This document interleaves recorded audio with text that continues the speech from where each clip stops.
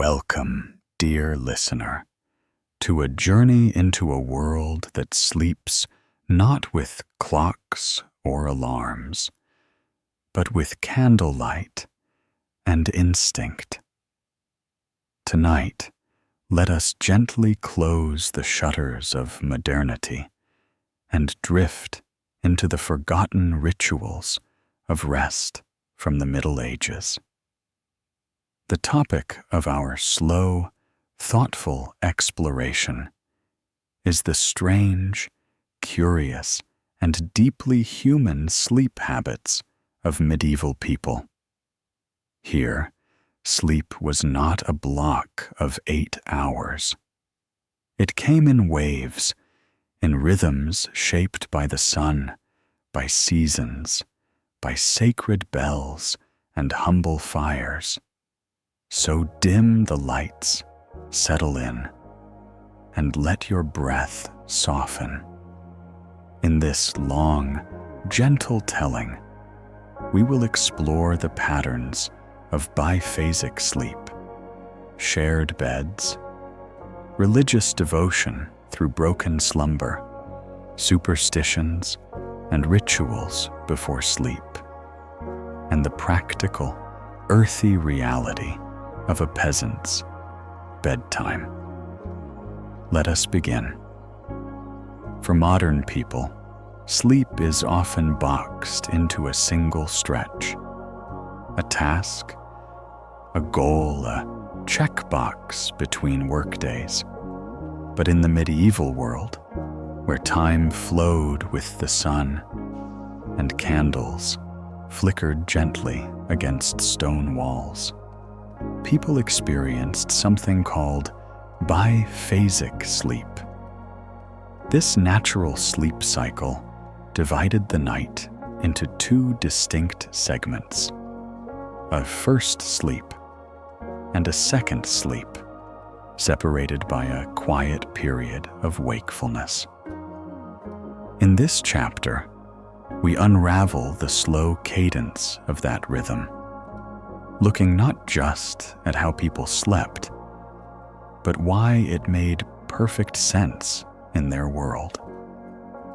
We begin at sunset. As twilight settled over the village, the air would shift.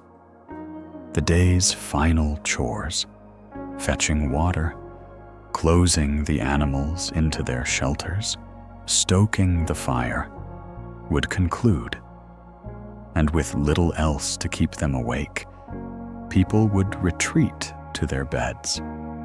These beds were often no more than wooden frames filled with straw, covered with rough spun linen or wool blankets. Whether in a castle chamber or a peasant's one-room cottage, the darkness was absolute. Candles were precious and sparingly used. Oil lamps and rushlights cast only weak, flickering shadows. So it is no surprise that people succumbed early to the night. They would drift into their first sleep, known in some parts of medieval Europe as primo somno. This first sleep typically began an hour or 2 after sunset and lasted until around midnight. This period of deep rest was regarded as the most restorative. Bodies stilled, minds quieted. It was thought that this phase helped to cool the body, calm the spirits, and prepare the soul for contemplation. But the night did not end there. Sometime in the middle of the night, sleepers would stir. Not suddenly, not in panic, but with gentle awareness. Some might sit up and add fuel to the fire. Others would light a candle to pray, read scriptures, or simply think. This wakeful period sometimes lasting 1 to 2 hours, was called the watch or midnight wake. It was a liminal time, a time out of time. Men might walk outside to relieve themselves and gaze at the stars. Women might nurse children or mend a tear in clothing. Some couples used this time for intimacy. It was considered by some medical texts to be the ideal time for conception, as the body was rested and the mind calm. There are written references to this phenomenon in various medieval sources. In a 15th century medical text, the period between sleeps is mentioned as a natural part of nightly routine. Historian Roger Eckerk has documented court records, personal letters, and diaries describing this very structure of night rest. In Chaucer's Canterbury Tales, characters refer to first sleep, showing that the term was commonly understood. After this waking hour, people would return to their beds for the second sleep, secundo somno. This phase often lasted until dawn. It was lighter, filled with more dreams, and more easily disturbed. Some associated this sleep with spiritual vulnerability, when visions or divine messages were more likely to appear. It is no coincidence that dreams, so central to medieval thought, were said to arrive most vividly in the second sleep. In dream manuals and religious teachings, this was the time when the soul traveled, when messages from angels or omens from God might be delivered. The entire rhythm, first sleep, watch, second sleep, fit beautifully into the medieval worldview. Time was sacred, not commercial. The darkness was embraced, not feared. And the night was not a block to be conquered, but a journey to be experienced. The architecture of medieval life supported this pattern. Hearths were built centrally to provide warmth through both sleep phases. Churches sometimes held midnight vigils or early matins, encouraging the faithful to rise in the middle of the night. The ringing of bells helped mark the passage of time. Even agriculture played a part. Farmers often rose before the second sleep ended, using the quietest part of the morning for tasks like milking or baking. In winter, the sleep period was longer. In summer, the watch was shorter, but still present. Some slept fully clothed, others in simple tunics. The bed was not a private space, but a shared one, and this made the wakeful hour a quiet, contemplative break from close quarters. In the broader context, biphasic sleep wasn't weird at all. It was deeply human. It allowed for moments of prayer, of solitude, of reflection. It mirrored the natural circadian rhythm when artificial light does not intervene. In fact, modern sleep research has shown that in the absence of electric lighting, people naturally fall into biphasic patterns. Studies where participants were placed in controlled, dark environments for extended periods found that over time, their sleep mirrored the first and second sleep model of medieval nights. There is something almost wistful about it. Imagine the peace of waking, not to an alarm, but to a natural sense of pause, of lighting a single candle to write, or meditate, or simply sit. Then easing back under the covers for a second round of rest. This, perhaps, is the most calming truth about medieval sleep. It was not hurried. It was not monitored by screens or schedules. It unfolded like a breath, in, pause, and out. And so, we close this chapter with the gentle thought that medieval people, though surrounded by hardship and darkness, found in their nights a rhythm of rest that modern life often denies us. First, sleep, a quiet hour. Second, sleep, a night not rushed, a night remembered. In an age before thermostats and personal bedrooms, warmth was survival.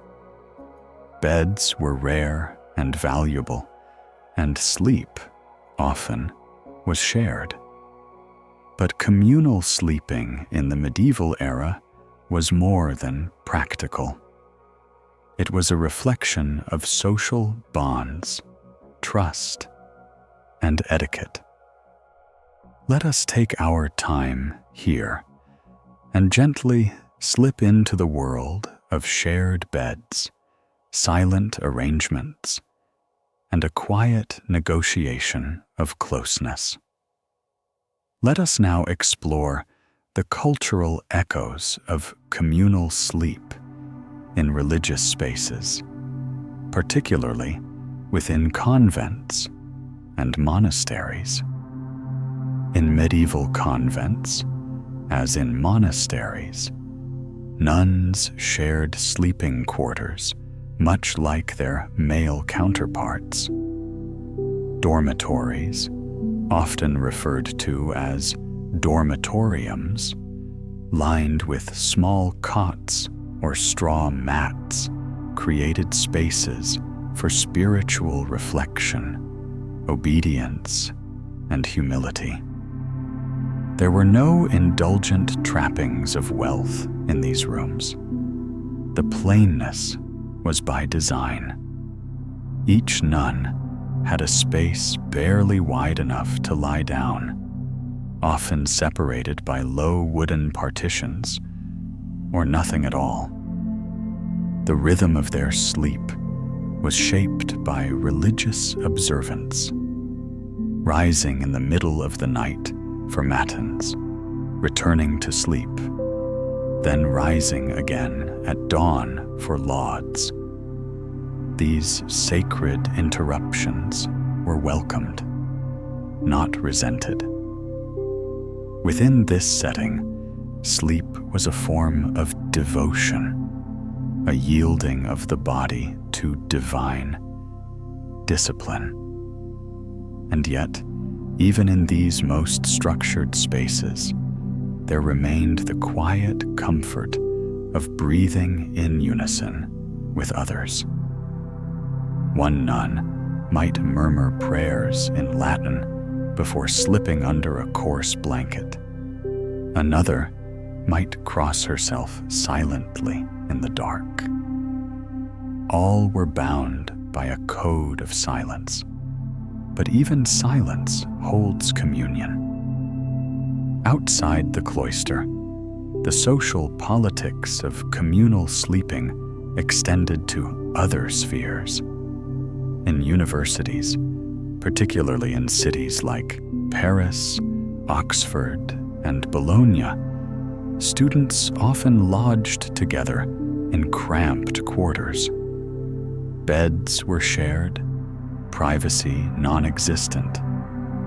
Ideas were exchanged beneath covers, and friendships, or rivalries, were forged in the glow of guttering candles.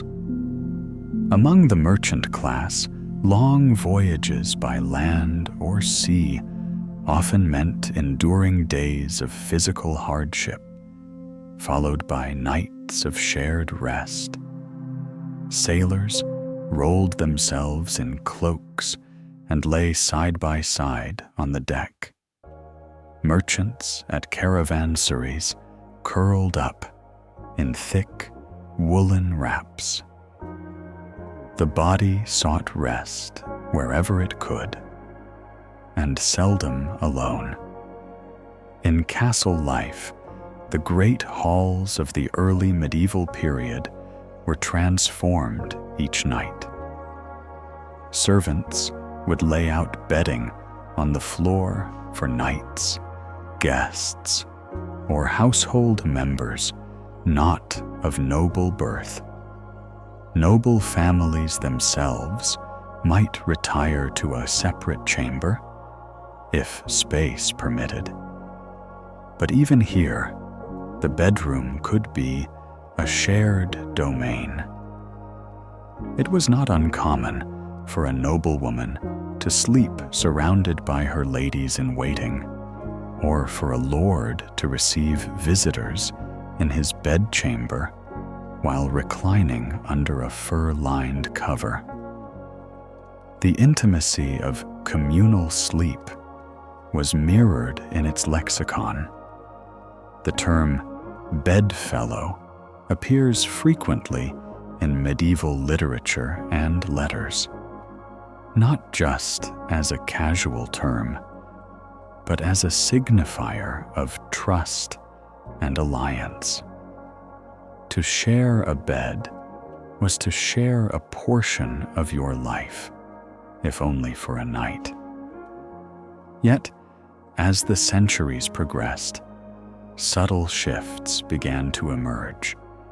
By the late medieval and early modern periods, changing notions of privacy, hygiene, and personal space began to alter sleep habits. Curtains around beds became more common, not only to ward off drafts, but to create a sense of enclosure. Wealthier homes developed multiple rooms, and eventually, bedrooms became individual sanctuaries. But in the heart of the medieval world, communal sleep held fast. It reminded people that even in darkness, they were not alone. It softened the edges of the cold and soothed the fears of the unknown.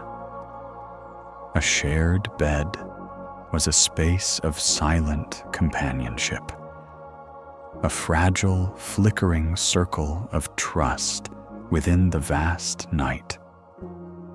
To end this chapter, let us return once more to that simple inn. The fire has faded to coals.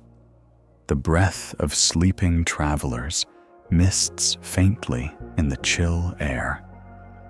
Outside, the wind presses against the wooden shutters, but inside, there is warmth, a stillness, a quiet unity of souls sharing rest beneath wool and thatch. This was the sleep of the medieval world. Together, in silence, in peace. Let us now enter the cold, echoing halls of medieval monasteries, spaces of deep discipline and silence. Here, sleep was not simply a biological necessity.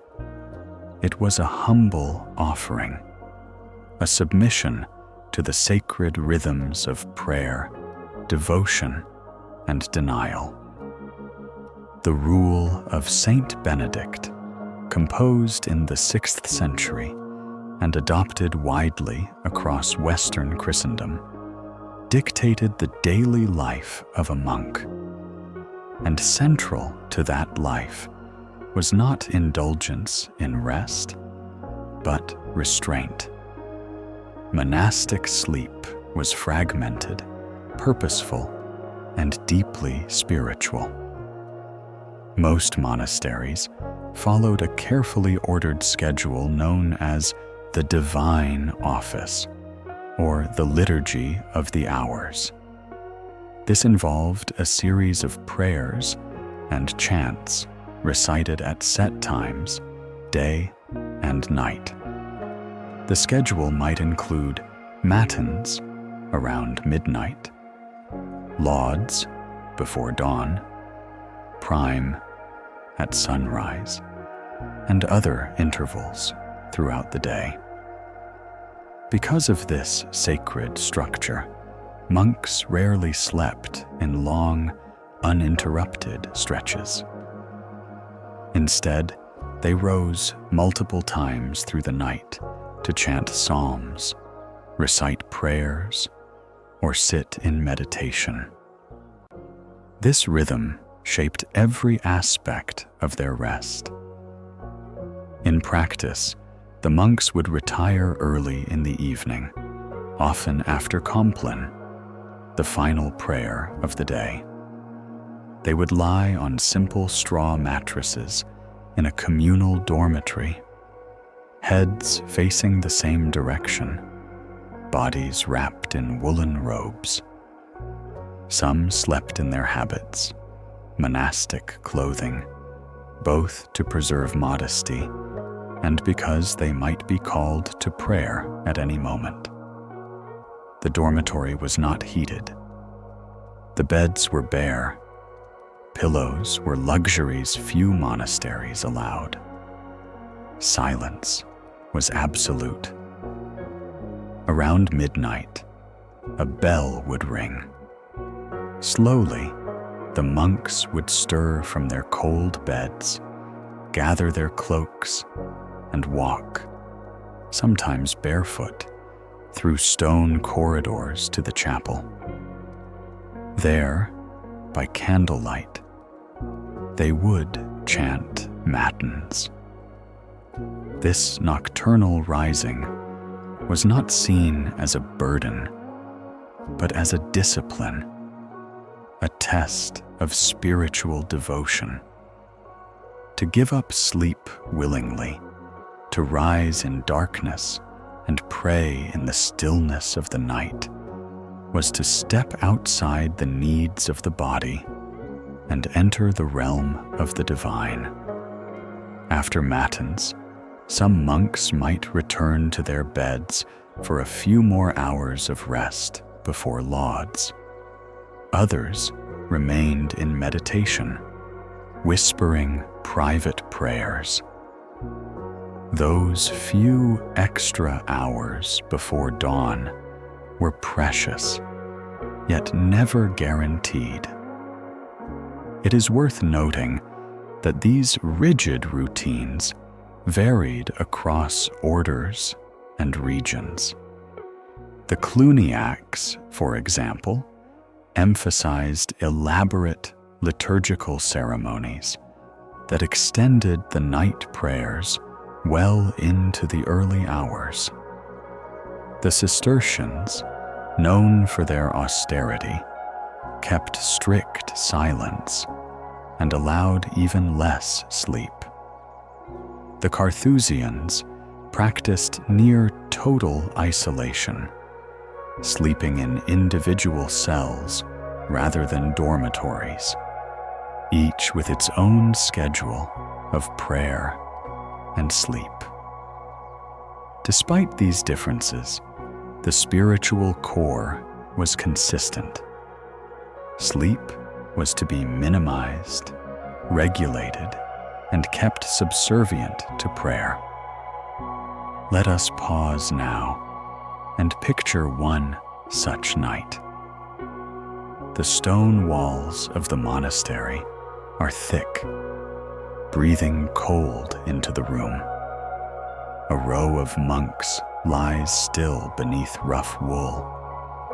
No voices, only the rustle of blankets. The bell tolls, deep and slow. One by one, figures rise, shadows moving through candlelit halls. In the chapel, a circle of light flickers across open psalters. The voices begin, not loud, not hurried, but soft and steady. A gentle wave of sacred sound in the dark. This was sleep in service to something greater. A conscious choice to let go of comfort, to embrace the rhythm of night, not for rest, but for reflection. In some monasteries, rules even governed the posture of sleep. Monks were encouraged to sleep on their backs, hands folded across the chest, as though in death. Others lay in a fetal position, mimicking the humility of the womb. Rest, in all cases, was a form of submission. And what of dreams? Monastic writings were full of reflections on the nature of visions and dreams. Dreams might be temptations, or they might be signs. A monk who dreamed of light might write about it for days. A monk who dreamed of sin might fast in penitence. Even sleep, though brief and carefully rationed, was not immune to spiritual interpretation. For many monks, chronic fatigue was simply a part of life, yet it was never resented. Rather, it was understood as a necessary trial, a gift of sacrifice to the path they had chosen. Sleep, like food and comfort, was taken only in measured portions. The monastic approach to sleep stands in quiet defiance of the modern world's obsession with rest as a performance metric, something to be optimized, tracked, or biohacked. Here, in the slow silence of stone cloisters, sleep was sacred, yes, but not sought for its own sake. In closing, imagine again that dormitory. Empty beds now, the monks all gone to prayer, the windows dark, the walls thick with time. A room built not for dreaming, but for devotion. In that space, sleep was not an escape. It was a pause between prayers, a humble breath in the long rhythm of service.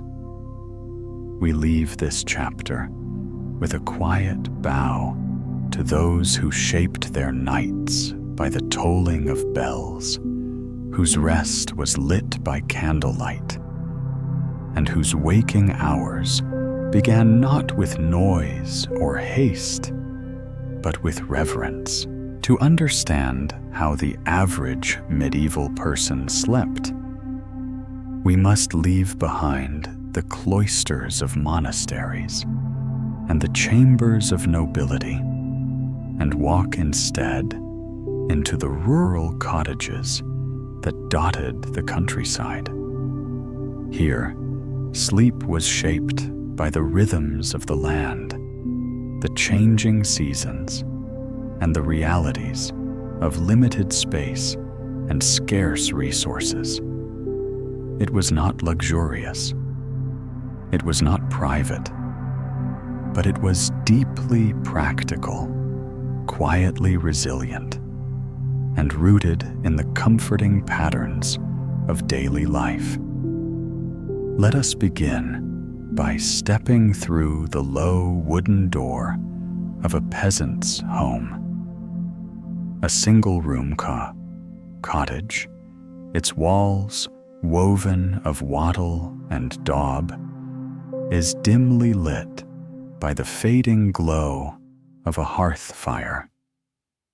The scent of wood smoke and dried herbs hangs in the air. The packed earth floor is cool underfoot, scattered with straw.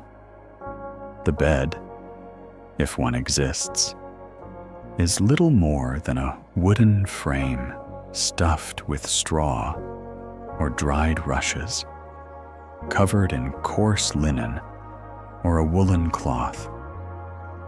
In this space, the entire family lives, and so the entire family sleeps. Parents, children, grandparents, and sometimes even animals share the warmth of a single fire and the space of a single room. Chickens might roost in a corner. A goat may be tethered nearby. The family dog curls up at someone's feet. Their breathing forms a rhythm, like a quiet lullaby that carries through the night. Peasant sleep was seasonal. In winter, darkness came early and lingered late. People rose with the sun and slept when it disappeared. That might mean 12 or more hours of rest in the coldest months, though not continuously, and never deeply. Summer was different, with long hours of daylight and the demands of planting, harvesting, and tending to livestock. Peasants might sleep far less. A short night's rest was sometimes supplemented with daytime naps beneath a tree, beside a barn, or even just leaning against a fence post. The rhythm of sleep for peasants, like so many things in medieval life, was dictated by necessity. Tiredness was accepted, not resisted. There were no artificial lights, no clocks, no pressure to perform at optimal levels. Work was hard, days were long, and sleep came when it could. When it came, it was welcomed. The experience of sleep was not silent. The creak of roof timbers, the shifting of livestock, the murmurs of children, all formed a familiar nighttime chorus. There was no effort to mute these sounds. Instead, they were absorbed into the peace of the household. Let us pause here and imagine a winter night in a peasant home. The fire has burned low, its embers glowing orange in the hearth. A father pulls a woolen blanket over his youngest child, who has already begun to doze.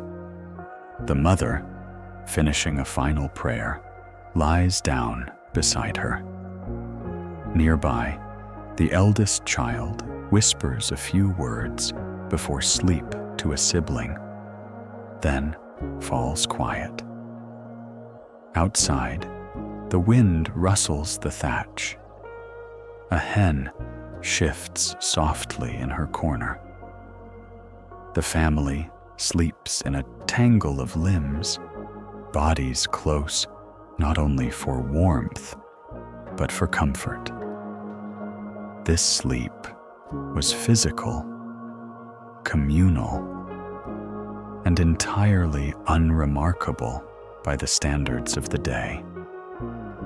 And yet, in its simplicity, it tells us much about resilience and connection.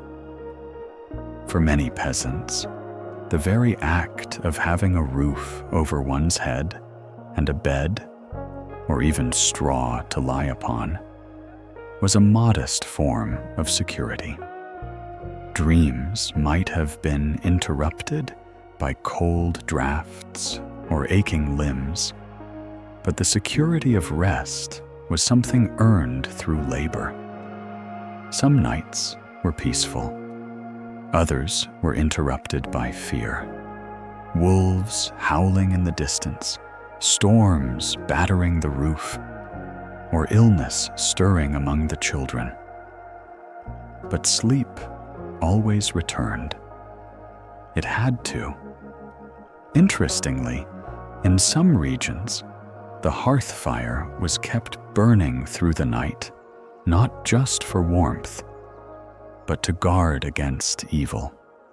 Flames were believed to ward off wandering spirits, while the presence of iron objects near the bed, tools, keys, or nails, offered protection from malevolent forces.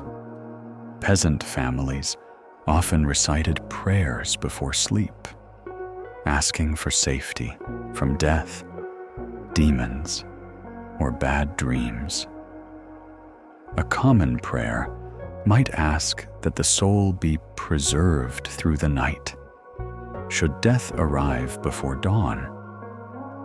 The fear of not waking was real, and so was the reverence for sleep as a small death, a passage into darkness. Clothing at night was whatever one wore during the day. Many slept fully dressed, especially in winter. Others removed outer garments, but retained tunics or underclothes. Blankets were shared among several people. If fabric was in short supply, cloaks and capes doubled as bedding. Larger families might sleep in shifts. If an older child had early chores, such as tending to animals before sunrise, they might go to sleep before the rest. Others, especially in harvest season, might stay up later to finish spinning or mending. Sleep was flexible, never scheduled, always responsive. Despite its discomforts, peasant sleep was, in some ways, more natural than our own. It responded to light, to season, to work, and to weariness.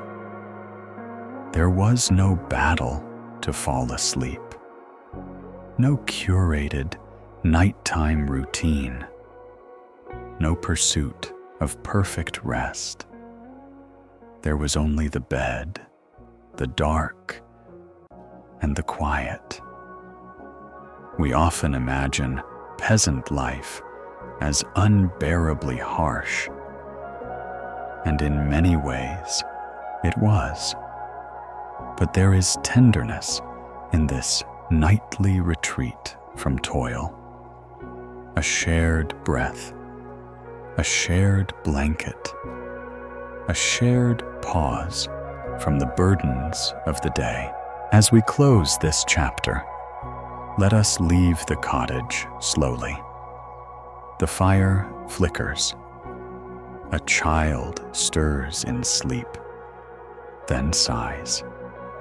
A rooster crows faintly in the distance, too early yet to rise.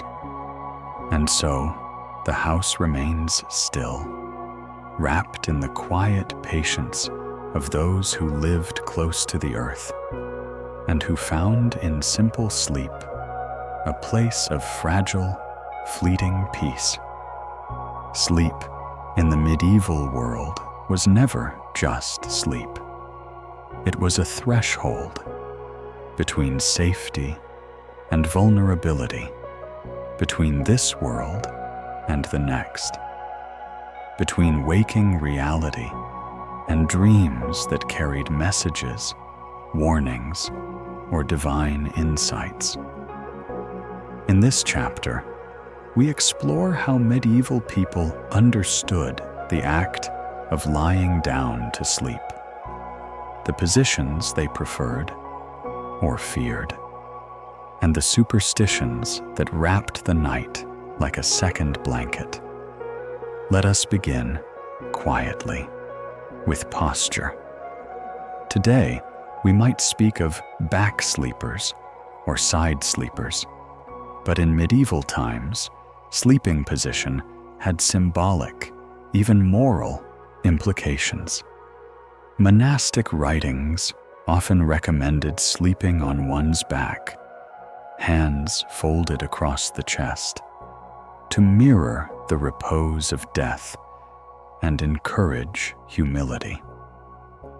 It was said that sleeping this way readied the soul for judgment, should one not wake. Sleeping on the right side was considered virtuous by many. The right was associated with righteousness, both in scripture and in social custom. It was believed to guard the heart, keep the body orderly, and avoid temptation. In contrast, sleeping on the left side was sometimes viewed with suspicion, linked to sin, hidden thoughts, or even demonic temptation. In some texts, Satan was described as whispering into the left ear during sleep. The truly devout sometimes chose to sleep sitting upright, leaning against walls or posts, with only minimal support. This was meant to resist the temptations of dreams and to limit the pleasures of the body. Such extremes were rare, but not unknown, particularly among anchorites and hermits. For the average person, however, practicality won out. Sleeping curled on one side, wrapped in wool, was common. Children might sleep with arms thrown over siblings. Laborers lay sprawled across straw pallets. But even here, superstition found its way into posture. There were beliefs about the position of the bed itself. Many thought it dangerous to sleep with one's head pointing north, as this was associated with the realm of the dead. Beds were sometimes oriented east-west to align with the rising and setting of the sun, considered a holier alignment. Others placed iron objects, knives, scissors, horseshoes, under the pillow or near the head of the bed, believing these would ward off spirits or bad dreams. Salt, too, was a common protector. A line of salt might be poured along the threshold of a bedroom or sprinkled at the corners of a bed to keep out witches and wandering souls. In more rural households, sprigs of rosemary, rue, or lavender might be tucked into bedding as natural wardens against evil. Prayers were often recited before sleep. Not just rote rituals, but heartfelt invocations for protection through the night.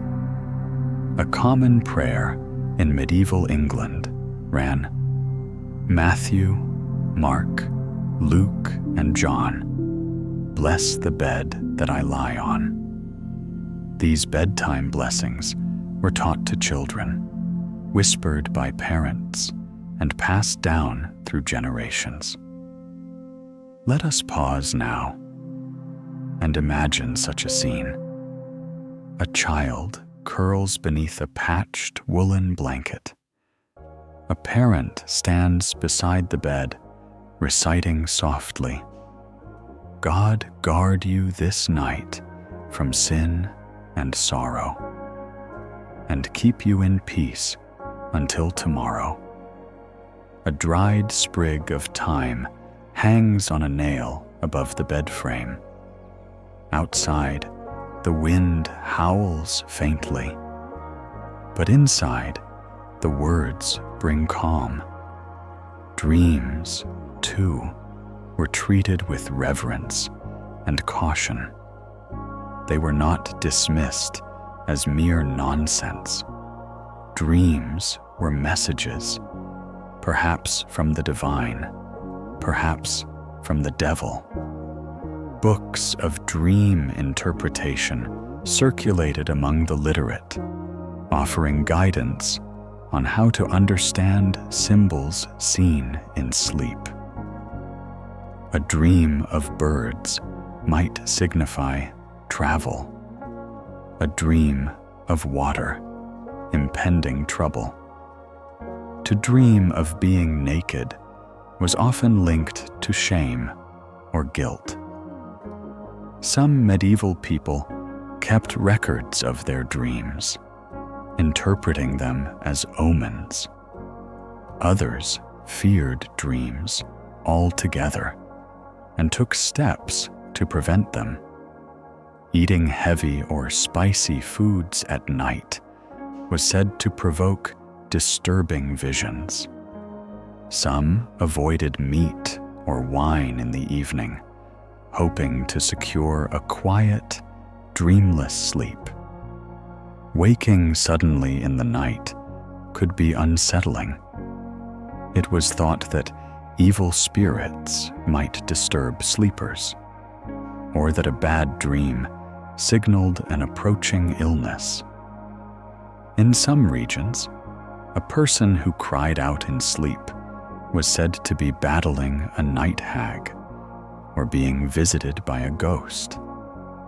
And then there was the fear of not waking at all. Death in sleep was common. Illnesses struck quickly, and without medical knowledge or aid, a peaceful night might become a final rest. This made bedtime a moment of both surrender and seriousness. People prayed not only for safety, but for salvation. Children were taught that sleep was a form of death, and that dreams were journeys of the soul. In lullabies and poems, this idea was repeated. Sleep as passage, sleep as trial, sleep as mystery. Yet alongside these darker fears lived gentler beliefs. A good night's sleep was also seen as healing. Angels were thought to watch over the sleeping. Some believed that the Virgin Mary herself could appear in dreams to bring comfort. Folk healers offered charms for better sleep. Herbal sachets, whispered blessings, bits of scriptural verse written and placed under the pillow.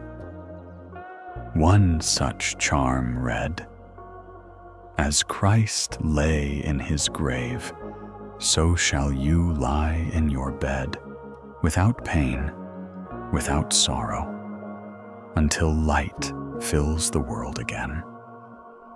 It was not uncommon to sleep with a rosary wrapped around the wrist or a cross beneath the pillow. The physical presence of these symbols brought a sense of safety, a belief that one was not truly alone in the dark. As we close this chapter, let us listen to the night. A household stills, Feet are washed in a wooden basin.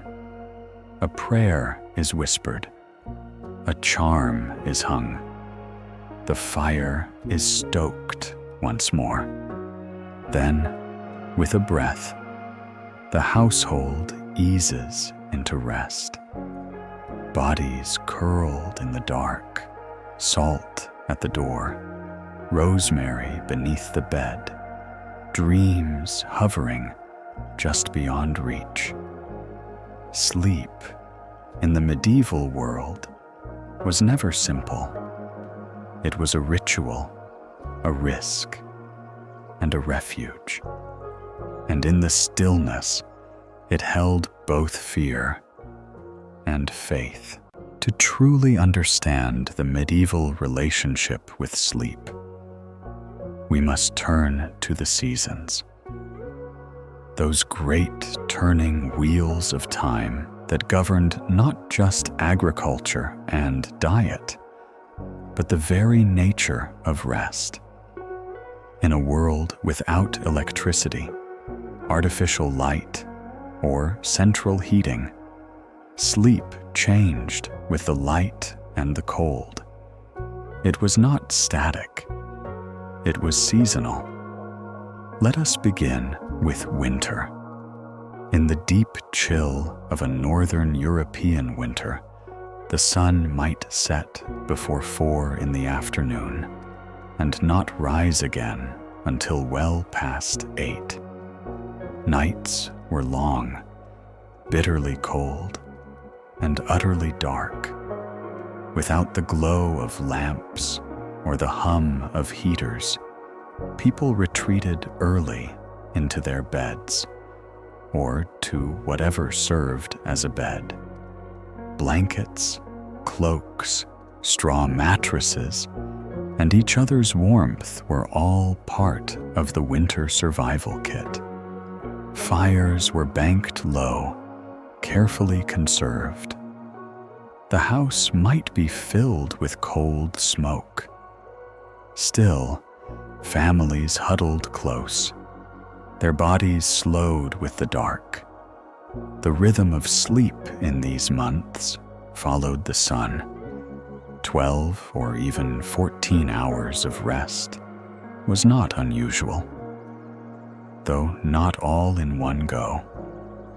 This long sleep, divided by the usual watchful wakefulness, created a spacious night. A time for dreams, yes, but also for reflection, quiet conversation, and prayer. The extra darkness made people slower. Morning came reluctantly. Chores were delayed until the first gray light crept over frost-laced hedgerows.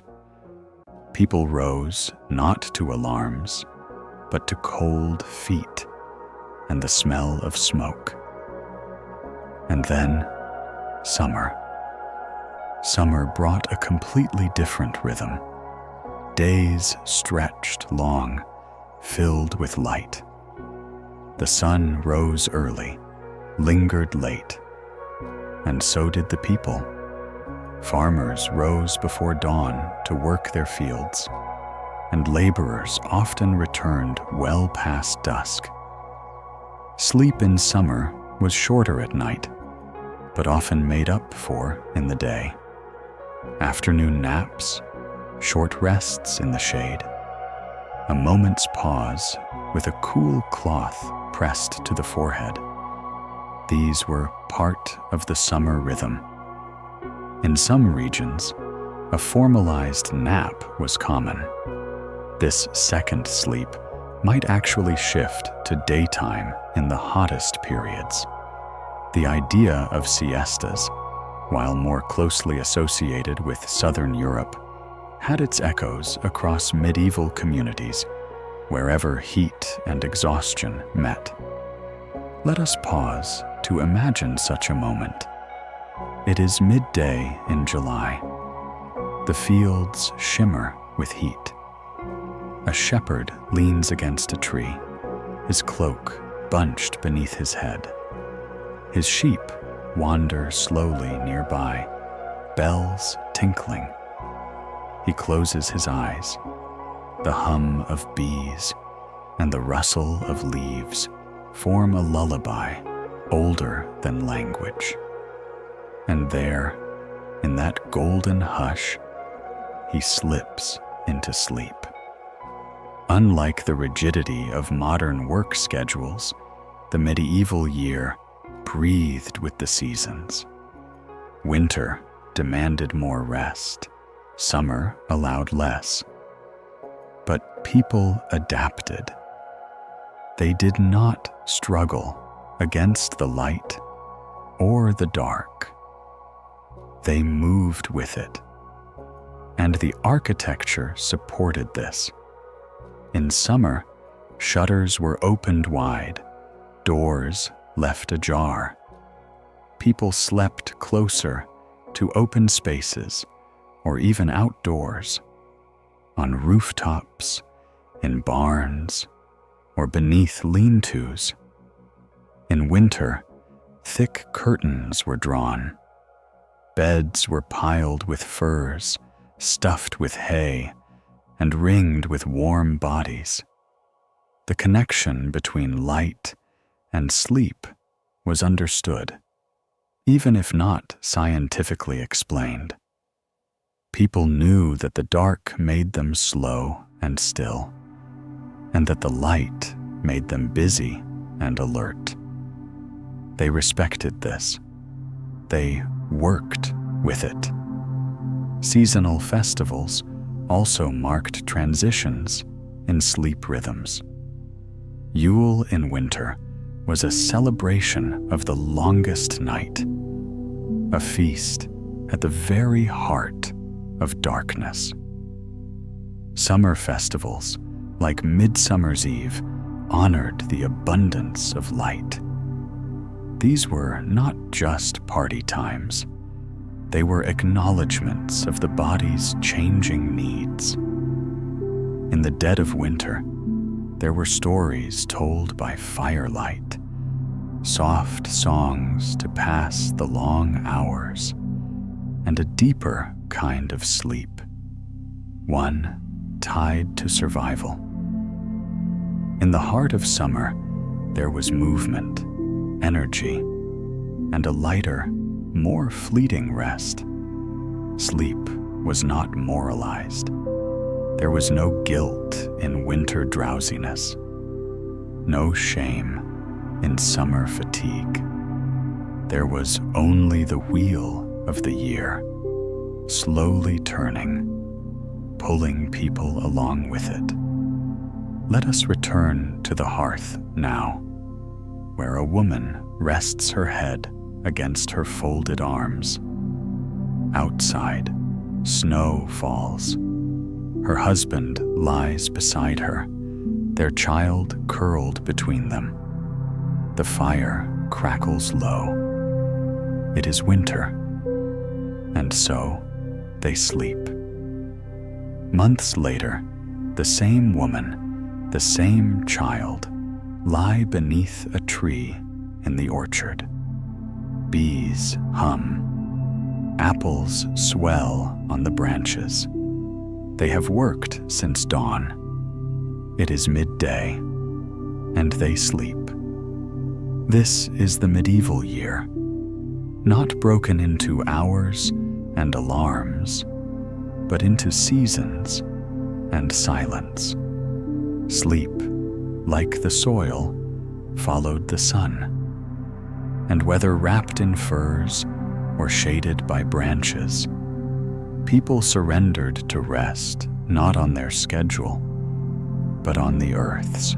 When we imagine the medieval bed, we might picture grand four-posters swathed in velvet. But for most people, beds were humble, tools for rest more than status. And yet, the textures, materials, and customs of medieval sleeping arrangements tell their own soft-spoken story of how people prepared for night. Let us begin, as always, at the lowest rung. For peasants and laborers, a bed might be nothing more than a sack of straw or a pile of dried rushes on a dirt floor. These were often shared by families, children, even animals. The straw was changed seasonally, if at all. Over time, it grew dusty, flattened, and in the damp of winter, moldy. Still, it was something. Bedding was precious. If a family owned a sheet, it might be made of coarse linen, often patched and thin from washing and wear. More commonly, they used cloaks, capes, or homespun woolen wraps as covers. Blankets were heavy when available, often thick with lanolin from unwashed wool. A wooden frame was a luxury. Most beds, even in slightly wealthier households, were little more than boards laid across bricks or crude ropes woven between beams. The ropes sagged over time, giving rise to the phrase "sleep tight," which literally meant pulling the ropes taut before lying down. Among the middling classes, merchants, craftsmen, town officials, beds improved in comfort and complexity. A modest wooden frame might support a feather or straw mattress. Linen sheets, if available, were used over and under the sleeper, and wool blankets offered warmth in layers. Curtains, if present, were not just for privacy. They helped trap heat in drafty rooms. Let us pause now and observe one such bed. A frame, carved simply, but with care. A sack mattress filled with straw. A blanket woven by hand, its pattern faded but still visible. A small pillow stuffed with chicken feathers. In noble homes, the bed became an object of art and ceremony. Four-poster beds with elaborate canopies and thick drapes stood on raised platforms. These were not only comfortable, but symbolic, marks of power, status, and wealth. Some noble beds were so tall they required steps.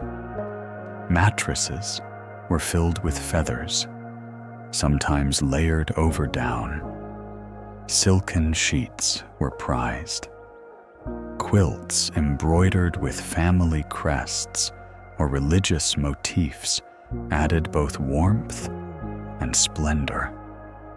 Bed curtains were dyed with costly pigments, trimmed with lace, and sometimes lined with fur. But even in these grand chambers, the bed was often a shared space, not just by couples, but by children, wet nurses, companions, or favored guests. We come now to nightwear. For many, there was no distinction between day clothes and sleepwear. Peasants often slept in their undertunics, or in whatever they wore by day. In winter, this might include multiple layers. In summer, sleep was sometimes taken naked or in a single linen shift.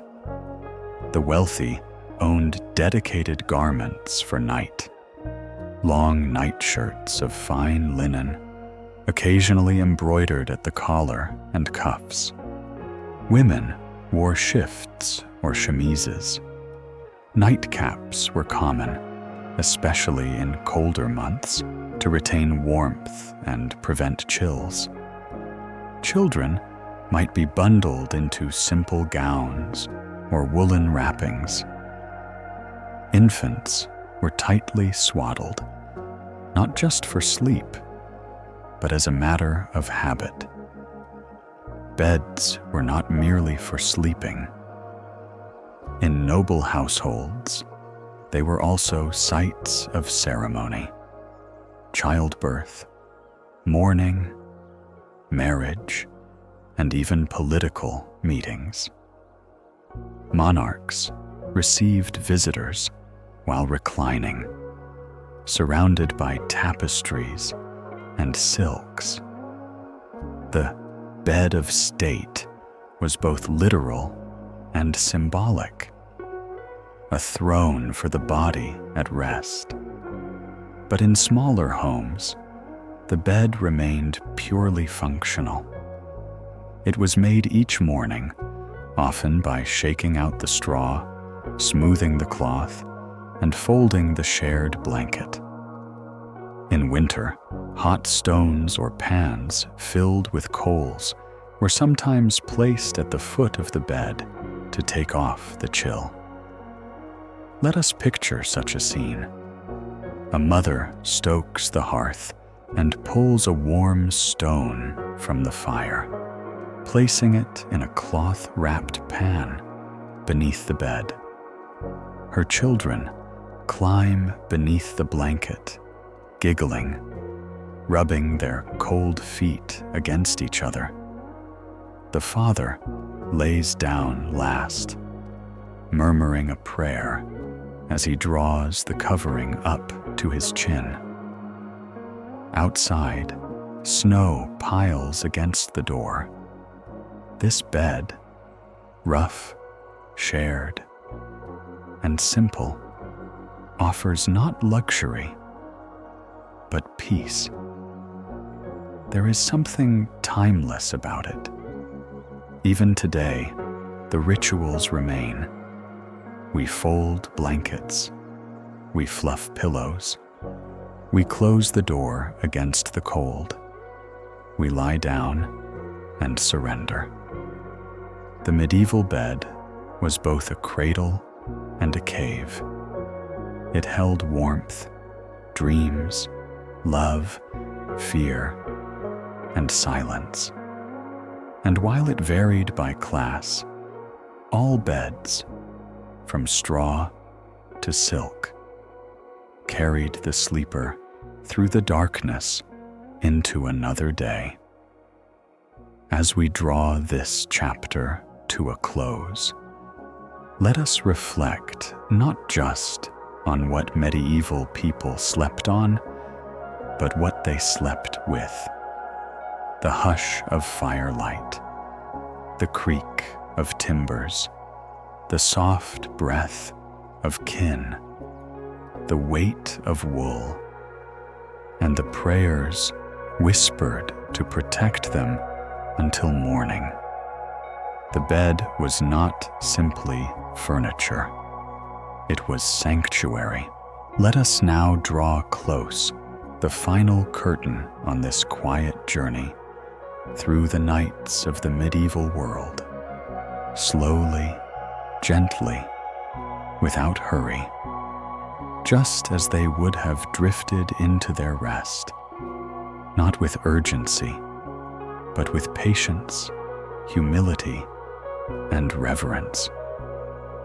In this soft descent toward silence, we reflect not only on what medieval people did when they slept, but how their slumber speaks to something deeper, something that still stirs in the modern soul. We have wandered with the weary. We have sat beside a monk as he rose before dawn in the hush of a cloistered dormitory. We have crouched beside a peasant fire, listening to the whisper of kindling and the breath of livestock in the corner. we have laid in silence, with pilgrims sharing straw pallets in roadside inns, strangers in form, but not in humanity. Through these chapters, we have learned that sleep in the Middle Ages was not uniform. It changed with status, with season, with belief. It could be sacred or simple, broken or shared, fearful or comforting. It could be an act of discipline or one of surrender. And yet, for all its variety, there is something timeless beneath it all, something we recognize across centuries. The need for rest, the longing for warmth, the vulnerability of the body when it relinquishes control, the desire to be safe, to be held, to be quiet. In the modern world, we often treat sleep as a challenge. We speak of beating insomnia, of getting more REM, of hacking our circadian rhythms.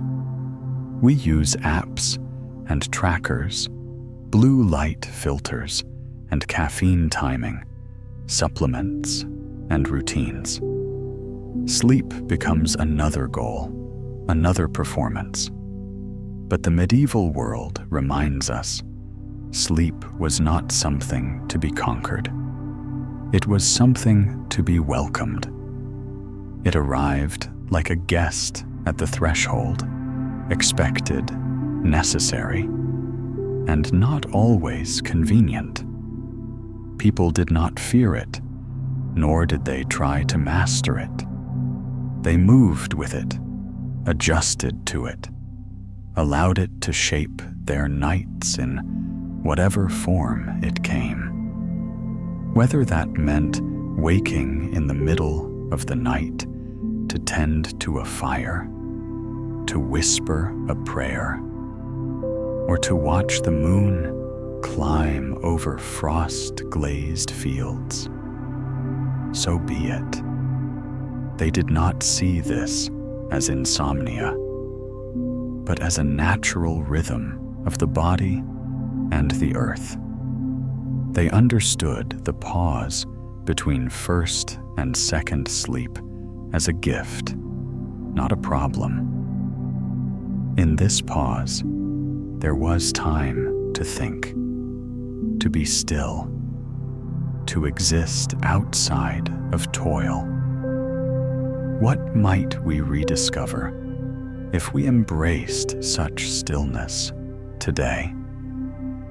The communal aspect of medieval sleep also teaches us something we have perhaps forgotten: that sleep, like many aspects of life, was once shared. To us, the idea of sleeping beside siblings, strangers, or servants might feel invasive or awkward.